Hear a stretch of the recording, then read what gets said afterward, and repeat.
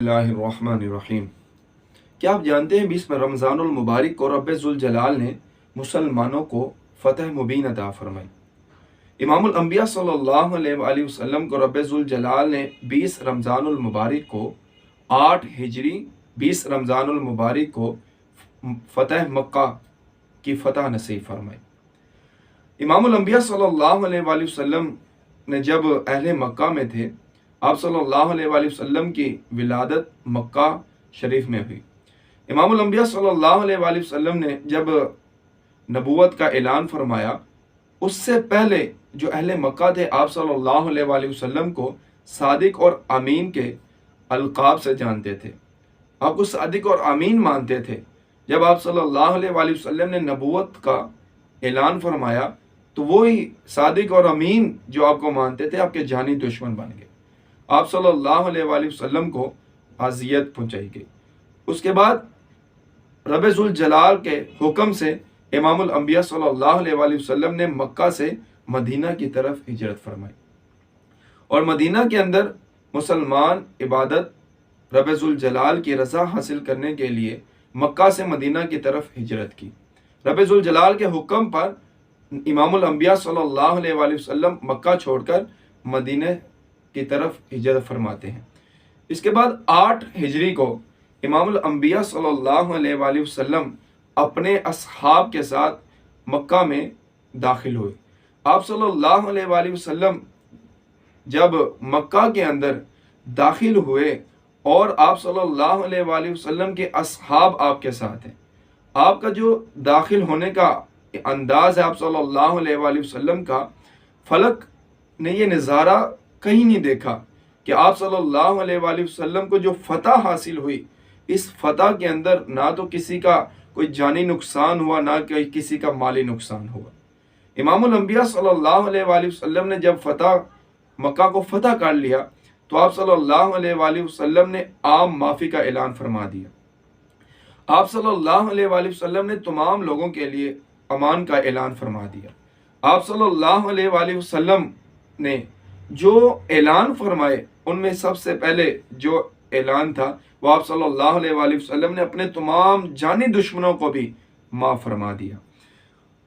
جو بھی آپ صلی اللہ علیہ وآلہ وسلم نے ارشاد فرمایا اپنے گھروں کے دروازے کو بند کر لے اور ابو سفیان کے گھر چلا جائے، اس کے لیے امان ہے، بیت اللہ میں آ جائے، اس کے لیے امان ہے۔ تو آپ صلی اللہ علیہ وآلہ وسلم نے ارشاد فرمایا جو مسجد حرام میں داخل ہو جائے اس کے لیے امان ہے۔ مزید فرمایا جو ابو سفیان کے گھر میں داخل ہو جائے اس کے لیے بھی امان ہے۔ پھر آپ صلی اللہ علیہ وآلہ وسلم نے بیت اللہ کو بتوں سے پاک فرمایا اور کعبہ شریف کے اندر نفل ادا فرمائے اور باہر تشریف لا کر خطبہ ارشاد فرمایا۔ آپ صلی اللہ علیہ وآلہ وسلم نے 8 ہجری کو نبی کریم صلی اللہ علیہ وآلہ وسلم نے 10,000 کا لشکر لے کر مکہ کی طرف روانہ ہوئے۔ 10 رمضان المبارک آپ صلی اللہ علیہ وآلہ وسلم 8 ہجری کو نبی پاک صلی اللہ علیہ وآلہ وسلم 10,000 کا لشکر لے کر مکہ کی طرف روانہ ہو گئے۔ مکہ شریف پہنچ کر آپ صلی اللہ علیہ وآلہ وسلم نے یہ رحمت برا فرمان جاری کیا، جو شخص ہتھیار ڈال دے اس کے لیے امان ہے، جو شخص اپنا دروازہ بند کر لے اس کے لیے امان ہے، جو مسجد حرام میں داخل ہو جائے اس کے لیے امان ہے۔ مزید فرمایا جو ابو سفیان کے گھر میں داخل ہو جائے اس کے لیے امان ہے۔ پھر آپ صلی اللہ علیہ وآلہ وسلم نے کعبہ شریف کو بتوں سے پاک فرما کر کعبہ شریف کے اندر نفل ادا کیے۔ امام الانبیاء صلی اللہ علیہ وآلہ وسلم نے ہجرت سے پہلے آپ صلی اللہ علیہ وآلہ وسلم نے بیت اللہ کی زیارت کے لیے، اندر سے اس کی زیارت کے لیے، نفل ادا کرنے کے لیے آپ صلی اللہ علیہ وآلہ وسلم نے عثمان بن طلحہ سے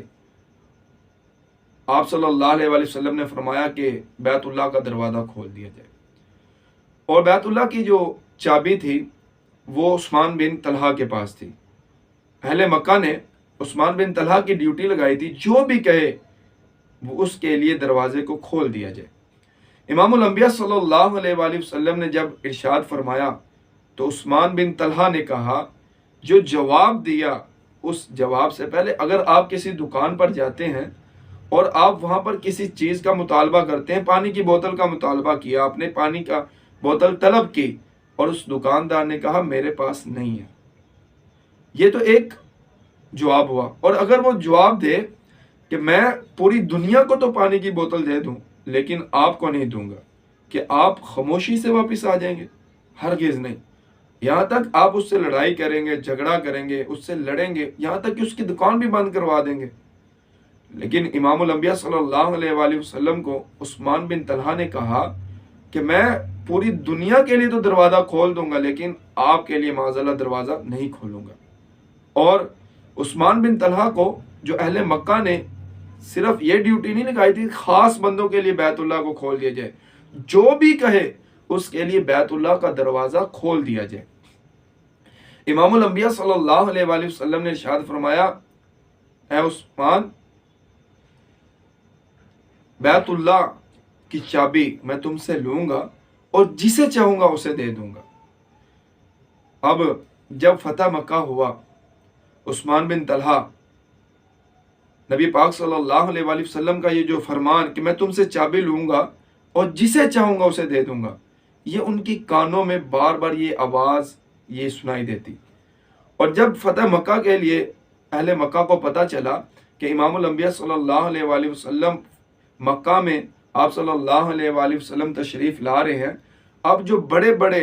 اہل مکہ کے جو سردار تھے وہ پلاننگ کر رہے تھے، مشورہ کر رہے تھے، لیکن عثمان بن طلحہ کے کانوں کے اندر یہی بات تھی کہ جو امام الانبیاء صلی اللہ علیہ وآلہ وسلم نے فرمایا، اور وہ جانتے تھے کہ آپ صلی اللہ علیہ وآلہ وسلم کی زبان مبارک سے جو بھی الفاظ نکلے ہیں رب ذوالجلال نے انہیں قبول فرمایا ہے، وہ ہو کر رہا ہے۔ اور جو آپ صلی اللہ علیہ وآلہ وسلم نے ارشاد فرمایا کہ میں تم سے چابی لوں گا اور جسے چاہوں گا اسے دے دوں گا، اور وہ یہ مانتے بھی تھے کہ امام الانبیاء صلی اللہ علیہ وآلہ وسلم کو رب ذوالجلال فتح عطا فرمائے گا، آپ کی زبان سے جو کلمات نکلے ہیں وہ ہو کر رہیں گے۔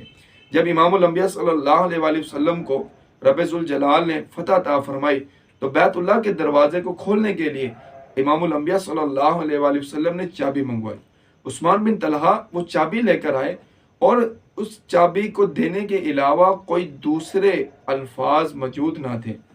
کوئی جواب موجود نہ تھا۔ امام الانبیاء صلی اللہ علیہ وآلہ وسلم نے کعبہ شریف کو بتوں سے پاک کیا، نفل ادا کیے۔ اس کے بعد آپ صلی اللہ علیہ وآلہ وسلم نے ارشاد فرمایا، اے عثمان بن طلحہ، میں نے کہا تھا کہ میں تم سے چابی لوں گا اور جسے چاہوں گا اسے دے دوں گا،